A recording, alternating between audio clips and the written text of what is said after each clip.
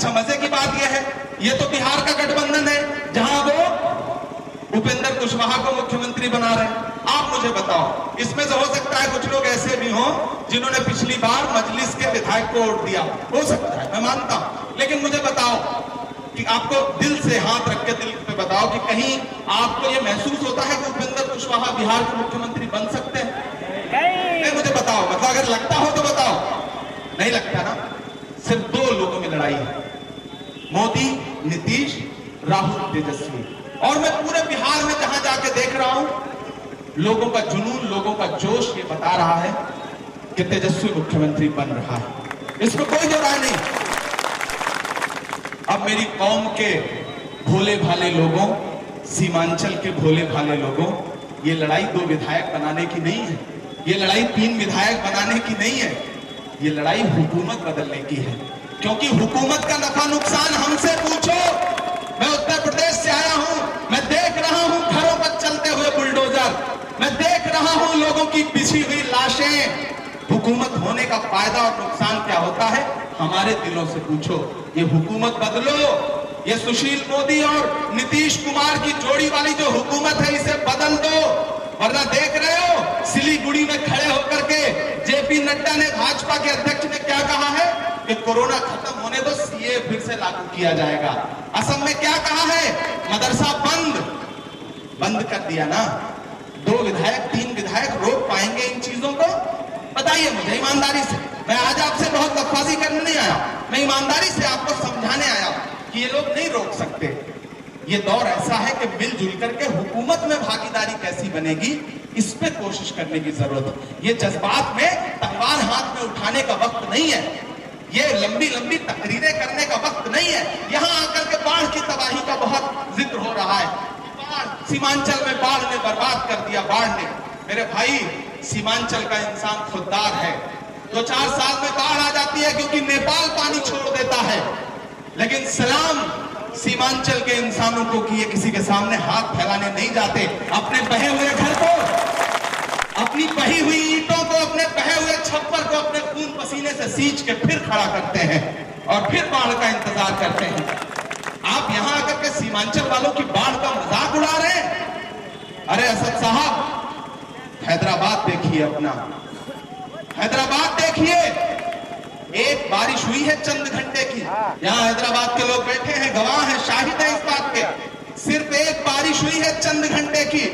निजाम का बसाया हुआ शहर है, कासिम रिजवी की छोड़ी हुई दौलत है इनके पास, वक्फ की लूटी हुई प्रॉपर्टियां हैं इनके पास। उसके बाद भी 29 लोग मारे गए सिर्फ एक दिन की बारिश में। क्यों? क्योंकि इनके गुंडों ने तालाब बेच खाया है, क्योंकि इनके गुंडों ने वक्फ की जमीनें और नाले बेच खाए हैं। जब पानी बरसा तो पूरा पानी शहर में ऐसे भर गया कि 29 लोग डूब के मर गए 2 हफ्ते पहले। और आप आकर के यहाँ सीमांचल वालों की बदहाली पे तंज कर रहे हैं, मजाक उड़ा रहे हैं। सीमांचल की बदहाली 2 विधायक का स्टार कैंपेनर इमरान प्रतापगढ़ी यहाँ खड़ा होकर वादा करता हूं कि मेरे हाथों को मजबूत कर दो, इजहारुल को जिता दो, मैं तेजस्वी यादव का हाथ पकड़ करके यहाँ लाऊंगा और जो काम कहोगे इंशाअल्लाह वो कराऊंगा। ये मैं वादा कर रहा हूं आपसे। लेकिन आपको थोड़ी समझदारी दिखानी पड़ेगी। आप जा रहे हैं उनकी रैलियों में, सुनिए, उनका भाषण सुनिए, पैसा वैसा दें वो भी ले लीजिए, सब रख लीजिए। लेकिन जिस दिन ईवीएम का बटन दबाने जाइएगा उस दिन बस ये समझ लीजिएगा कि यार ये एक विधायक चुनने की लड़ाई नहीं है। एक विधायक, पिछले 2 साल हो गए होंगे ना उनके, एक विधायक कौन सा तीर मार लिया, कौन सा मुआवजा दिलवा दिया। बड़ी लंबी लंबी यहां तकरीरें कर रहे हैं कि मैंने मुआवजा दिलवाया, मैंने रात के 11 बजे केसीआर को फोन किया, अपने दोस्त चीफ मिनिस्टर तेलंगाना केसीआर को फोन किया।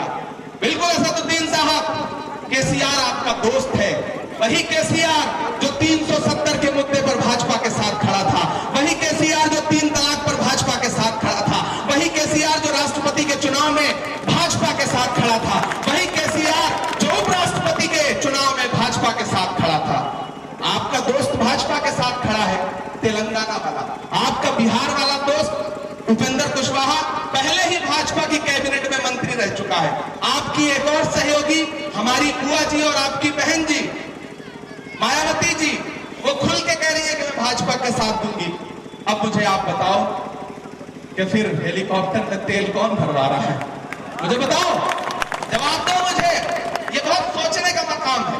आज ये मेरा वीडियो बहुत सारे लोग रिकॉर्ड कर रहे होंगे। मैंने कहा ना, आज मैं तकरीरें करने नहीं आया, मैं किसी और सभा में जा रहा था।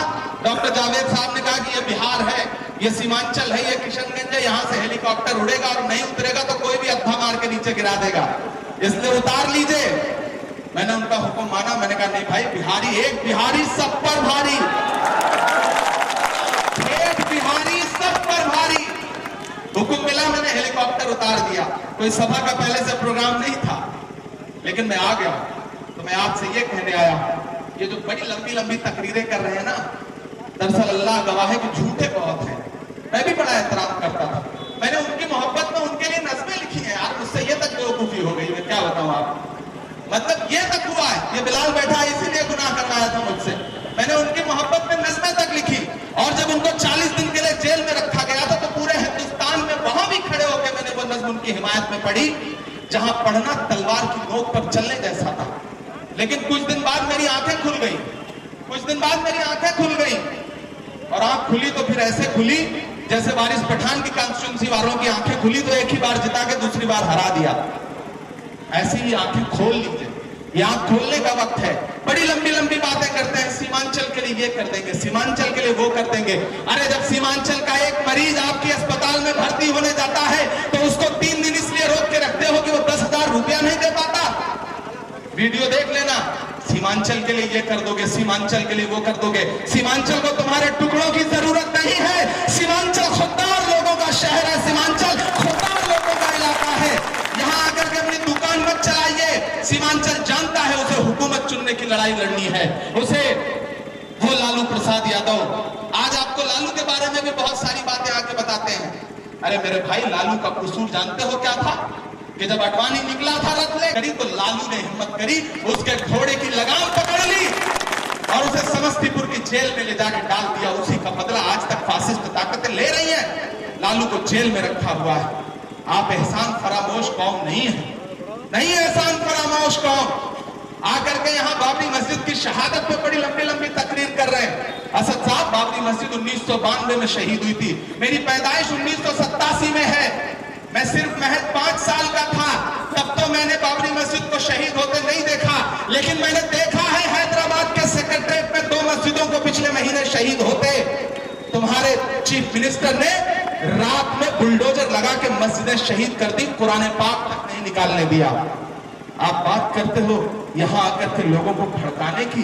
ये बड़ी मोहब्बत वाले लोग हैं। ये वो लोग हैं कि जब हिंदुस्तान पाकिस्तान बट रहा था तो पड़ोस में बांग्लादेश का बॉर्डर है, लेकिन उन्होंने कहा कि नहीं, हमें मौलाना आजाद की बात पे यकीन है, हमें नेहरू के साथ रहना है, हमें हिंदुस्तान में रहना है। और ये 50 किलोमीटर सफर करके नहीं गए। तो आपको ये लगता है कि ये जज्बात में आ जाएंगे, ये बहक जाएंगे? और लड़ाई किस बात की लड़ रहे हो भाई? 2 विधायक जिताने, 3 विधायक जिताने की। लूट लिया पूरे सीमांचल को। हसन जावेद से पूछो, मुसब्बिर आलम से पूछो, बेचारी वो कंचन जो गालियां दे रही है उससे पूछो, मौलाना सालिम चतुर्वेदी बेचारे हर माइक पे जाकर के वो वैसी वो वैसी वो वैसी ने कर दी ऐसी तैसी, टिकट नहीं दिया तो नहीं दिया। मेरे भाई, सौदा चल रहा है। इस गफलत में मत रहिएगा कि कोई बहुत कौम परस्ती, बस टोपी देख लीजिए। हालत ये है, टोपी है, दाढ़ी है, और माइक पे खड़े होके कहते हैं, वीडियो जरा सुनवा देना आप लोग इनको, कि मेरा अल्लाह गवाह है कि जब खून की जरूरत थी तो मैंने 15 बोतल खून दिया। ये उन्होंने कहा है। वैसी साहब, आप मुझे बताओ, पढ़े लिखे आदमी हो, कोई भी आदमी एक साथ 15 बोतल खून दे सकता है? दे सकता है। मतलब 1 बोतल के बाद डॉक्टर लेता ही नहीं, डॉक्टर मना कर देता है। 15 बोतल खून दिया भाई उन्होंने। अच्छा, 15 से कुछ ऐसा रिश्ता है, 15 मिनट के लिए पुलिस हटा लो, 15 बोतल खून दिया। तुम 100 करोड़ हो, मैं 15 करोड़ हूं, लेकिन मैं डरता नहीं हूं। तो 15 से बहुत गहरा रिश्ता है, 15 से बहुत गहरा रिश्ता है। लेकिन मेरे भाई, इसी 15-15 के जुमले ने हिंदुस्तान के मुसलमानों के लिए गैर मुस्लिम भाइयों के दिल में कितनी नफरत भर दी है, कभी इस बात को भी सोचना। बहुत जिम्मेदारी से ये बात आपके बीच कह के जा रहा हूं। आखिर में आपसे विदा लेता हूं, क्योंकि अगली सभा है, मुझे पहुंचना है। शहर को अच्छा, दायरे में सिमट के आया है, ऐसे काम नहीं चलेगा, मैं जानता हूं। हूं। अच्छा, और एक काम और करते हैं, मैं यहां खड़ा होकर ये बात कह रहा हूं, आज मन कर रहा है मैं किशनगंज में हूं तो कह दूं, अल्लाह रसूल का नाम लेके वोट मांगते हैं, लेकिन अगर उनके मुखालिफ कोई है, भाई आप अपनी पार्टी की सियासत कर रहे हो, हम अपनी पार्टी की सियासत कर रहे हैं, हम कांग्रेस में हैं, आप मजलिस में हो, लेकिन अगर आपने कांग्रेस की हिमायत में एक जुमला बोल दिया तो फेसबुक पर पूरी एक टीम बैठा रखी है, वो आकर के आपको माँ बहन की गालियां देती है, मुझे देती है, मेरे इनबॉक्स में देती है, आपको भी देती होगी। एक दिन कांग्रेस, राजद या किसी भी सेकुलर पार्टी के लिए वोट आप एक पोस्ट डाल दीजिए तो पूरी फौज आ जाएगी आपको माँ बहन की गाली देने के लिए। असदुद्दीन साहब, जो आपने ये गुंडे पाल रखे हैं, इन्हें रोकिए, या तो फिर अल्लाह रसूल के नाम पर वोट मांगना बंद कर दीजिए। अगर अल्लाह रसूल के नाम पे वोट मांगना है तो इन गालीबाजों को रोकिए, वरना न जाने कितने इमरान प्रतापगढ़ी खड़े हो जाएंगे और आपको बेनकाब करके रख देंगे।